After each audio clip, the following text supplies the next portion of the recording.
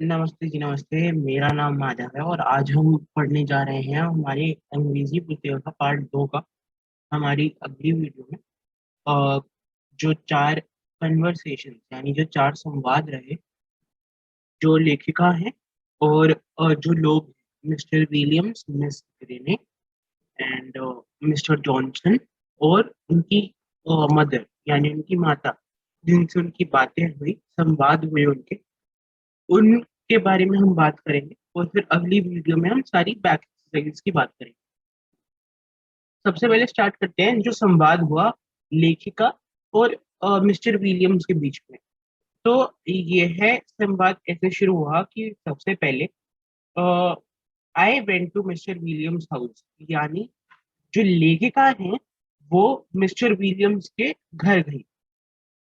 As usual he tried to pretend he is not home.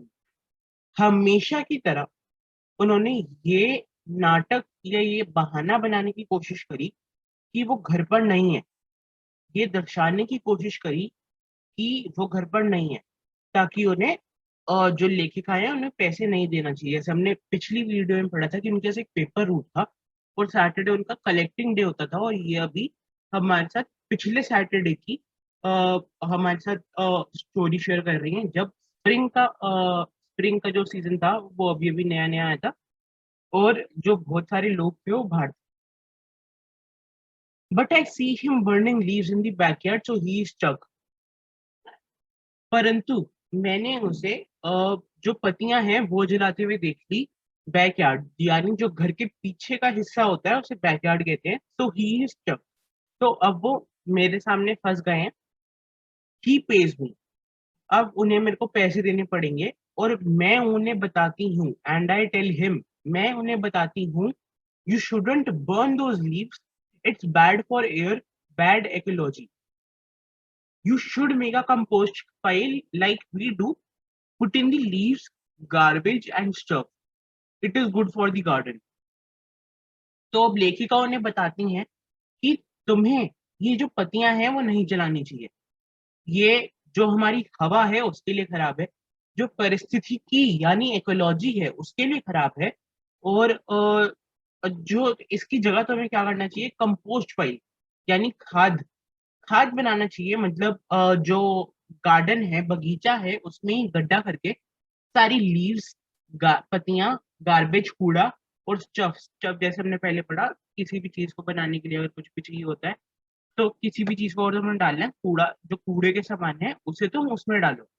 ये garden के लिए भी अच्छा है, हवा के लिए भी अच्छा है और इकोलॉजी के लिए भी अच्छा है। पर he doesn't agree or hang his head in shame. He says that compost pile is your job at home gym, isn't it? तो यहाँ पे वो कहता है, मतलब वो मानते नहीं है, जो ऑथर है उनकी बात, जो लेखिका है उनकी बात नहीं मानते हो, या फिर जो अपना सिर है वो शर्म के मारे लटका लेते हैं। वो यहाँ पे ये कहते हैं कि जो कंपोस्ट फाइल है, जो खाद उगाने का काम है, वो तुम्हारा काम है, तुम्हारे घर पे। वो फिर जिम से पूछते हैं, इजंट इट, ये है या नहीं है? तो फिर जो लेखिका है वो कहती हैं, यस आई से प्राउडली, हाँ मैं शान से कहती हूँ, मैं गर्व से कहती हूँ। Which would shock the idea, I hate working with compost which I do. अब वो यस इसलिए, हाँ इसलिए कहती हैं क्योंकि अगर वो हाँ कहेंगी तो वो यह विचार को झटका देगा कि उन्हें खाद के साथ काम करने से नफरत है, जो वो असलियत में करती हैं। पर वो मिस्टर विलियम्स को ये नहीं कहना चाहती, क्योंकि फिर ऐसा लगेगा कि वो कंपोस्ट के साथ काम करने में उन्हें अच्छा लगता है। मिस्टर विलियम आगे कहते हैं, well don't you take a little more trouble with it, put enough dirt on top of each layer, then we wouldn't have this noise pollution.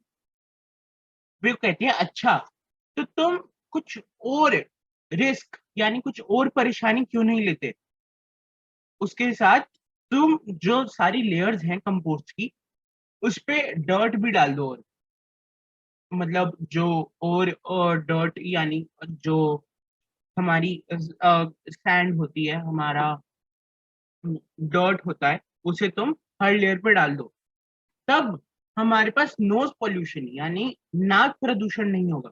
अब नोज पॉल्यूशन जैसा कुछ है ही नहीं, नाक प्रदूषण जैसा कुछ है ही नहीं।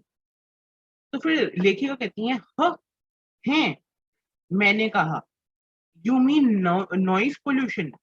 क्या क्या तुम्हारा मतलब जो ध्वनि प्रदूषण होता है उससे वो तुम्हारा मतलब है? वो कहते हैं नहीं, मेरा मतलब है कि जो तुम्हारा खाद है वो पूरी गली में बदबू कर देता है, पूरी गली में बदबू फैला देता है, इसलिए वो ये कह रहे थे। इसलिए he was referring to it as nose pollution. आगे हम एक्सरसाइज पे चलते हैं, राइट टी और F. T for true, F for false. तो हम सबसे पहला पढ़ते हैं, people easily get convinced by Jim. इसका मतलब है क्या जो लोग हैं वो जिम से, यानी जो ऑथर है उससे इजिली कन्विंस हो जाते हैं, उनकी बातें इजिली मान जाते हैं? तो ये फॉल्स है, क्योंकि जैसा अभी हमने शुरू में देखा कि मिस्टर विलियम्स ने उनकी बात नहीं मानी, ही डजंट एग्री, उन्होंने नहीं माना, तो इसका आंसर फॉल्स होगा। He uses paper route to convince the people. वो जो अपना पेपर रूट है न्यूज़पेपर बांटने का, वो यूज करते हैं कि वो इकोलॉजी के लिए कुछ काम करते हैं उसके समय, और लोगों को मनाने की कोशिश करते हैं कि आप इकोलॉजी के लिए ऐसी कुछ अच्छा काम कीजिए। तो ये सही बात है, क्योंकि जब वो पेपर रूट पे जाते हैं तभी वो ये सब काम करते हैं। 3, he give suggestion on ecology free of cost. वो जो इकोलॉजी पे सजेशन है वो फ्री ऑफ कॉस्ट देते हैं। इसका आंसर बिल्कुल ट्रू है, वो इसके कुछ पैसे नहीं लेते, जो भी है फ्री फ्री में इकोलॉजी के बारे में सजेशंस देते हैं। 4, mister Williams was at his house. Mister Williams अपने घर पे थे, वो हाँ थे, वो घर पे नहीं रहने का नाटक कर रहे थे पर वो घर पर थे। People listen to Jim gladly for he was an eco friendly boy. इसका मतलब है कि क्या लोग जो जिम है उसे अच्छे से सुनते थे, बहुत ही खुशी से सुनते थे, क्योंकि वो एक इको फ्रेंडली बॉय था, पर्यावरण से बहुत ही लगाव वाला बच्चा था। तो इसका आंसर है फॉल्स, लोग उसे ग्लैडली नहीं सुनते। आगे हम चलते हैं, conversation between the author and miss green. अब हम उस संवाद की बात करते हैं जो ऑथर और मिस ग्रेनी के बीच में हुआ।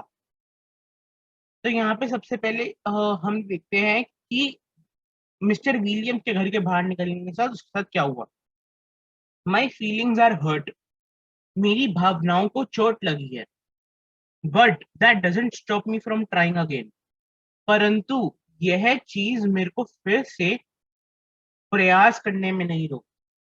आई go to collect from Miss Green, मैं वापस मैं मिस ग्रीन के यहाँ पे कलेक्ट करने जाता हूँ अपना पैसा। I have to call her Mrs. Green because if I call her Mrs., she says she doesn't have change to pay me. तो यहाँ पे वो कह रही हैं कि मेरे को उन्हें मिस ग्रीन बुलाना पड़ता है। If I call her missus, she says she doesn't have change to pay me. अगर मैं कह दूं उन्हें कि अगर वो उन्हें आंटी कहते तो वो कहेंगी, वो कहती हैं कि उनके पास छुट्टे नहीं है उन्हें पैसे देने के लिए। She is putting her garbage out for the weekly pickup on Monday. वो जो अपना गार्बेज है, जो कूड़ा है, वो साप्ताहिक पिकअप के लिए जो मंडे को होता है उसके लिए बाहर डाल रही है। She goes away on weekends, वो सप्ताह अंत पर बाहर जाती हैं। So on Saturdays and Sunday, शनिवार और इतवार को, we have to look at the big plastic garbage bags on her lawn. जो सैटरडेज और संडेज होते हैं, शनिवार और इतवार, उस पे जो गली के सारे लोग हैं उन्हें बड़े बड़े प्लास्टिक के कूड़े के थैलों को देखना पड़ता है उनके लॉन में। But I don't say anything about it, I just look at the garbage. पर मैं उसके बारे में कुछ नहीं कहता, मैं सिर्फ कूड़े की तरफ देखता हूँ। He says to me, go pick up that gum wrapper you threw on my lawn Put it in one of the plastic bag. Didn't anybody teach you not to litter? फिर वो उनसे कहती हैं, मिस ग्रीनी उनसे कहती हैं कि जाओ वो गम रैपर उठाओ जो तुमने मेरे लॉन में फेंका था, और उसे जाके एक प्लास्टिक के बैग में, प्लास्टिक के थैले में, जो कूड़े का प्लास्टिक का बैग है, उसमें एक में से डाल दो। वो बोलती हैं, क्या किसी ने तुम्हें यह नहीं सिखाया कि कूड़ा नहीं करना चाहिए? I hold my temper and pick up my gum wrapper and put it in a bag. वो अपना गुस्से को काबू में करते हैं और गम रैपर उठा लेते हैं और उसे एक बैग में डाल देते हैं। Then she says, and there is a law in this town about keeping dogs on a leash. फिर वो कहती हैं कि इस गांव में एक कानून है जो कहता है कि जो कुत्ते हैं, जो पालतू कुत्ते हैं, उन्हें पट्टे से बांध कर रखना होता है। So why is yours always all over the place? That dogs digs up my garden and messes up my yard. And last weekend, Mr. William saw it tear open one of my garbage bags. तो फिर तुम्हारा कुत्ता हमेशा इधर-उधर क्यों घूमता रहता है? वो कुत्ता मेरी जो गार्डन है, उसे पूरी तरीके से खराब कर देता है, उसमें गड्ढे कर देता है, जो मेरा यार्ड है, मेरा बगीचा है, उसे पूरी तरह से खराब कर देता है। और पिछले सप्ताह अंतों मिस्टर विलियम्स ने, जिनसे अभी ऑथर का पहले संवाद हो रहा था, मिस्टर विलियम्स ने उसे देखा था एक कचरे का बैग, कचरे का थैला फाड़ते हुए, जो मिस ग्रीनी के लॉन में पड़ा रहते हैं। Well, I say, but I can't think of anything to go with it. Then I see she is piling newspapers next to her garbage bags.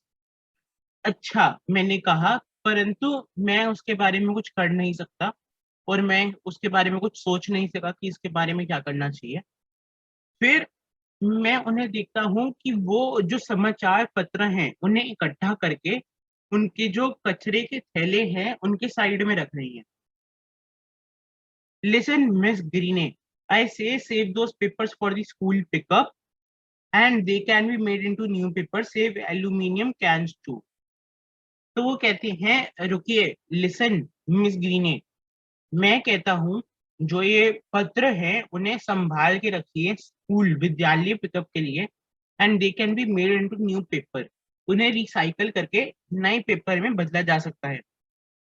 और मैं तो कहता हूँ सेव एल्यूमिनियम कैन्स टू, जो एल्यूमिनियम कैन्स हैं आपके पास, उन्हें भी बचाओ। Like the last school pickup, she asked when you said you did come and pick them up, but you never showed up. It's easier to throw them away at a few at a time, uh, than have a big mess like that. वो फिर पूछती हैं, पिछले school pickup की तरह जब तुमने बोला था कि तुम ये सब लेने आओगे, इन्हें उठाने आओगे, पर तुम कभी आए ही नहीं। इसलिए यह आसान है कि उन्हें थोड़ा-थोड़ा करके फेंक दो।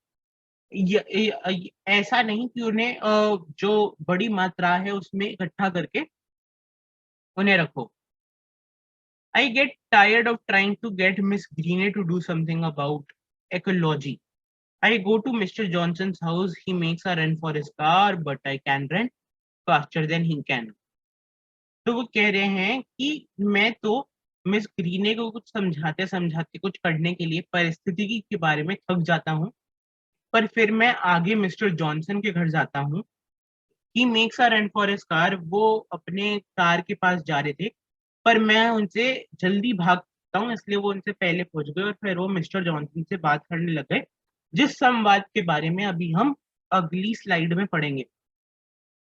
अच्छा, आप साथ-साथ में ये भी देख सकते हैं कि साथ-साथ में यहाँ पे सारा हिंदी में ट्रांसलेशन लिखा है, सारा हिंदी में लिखा है, तो आपको यहाँ से भी कुछ रेफ़र करना हो तो आप कर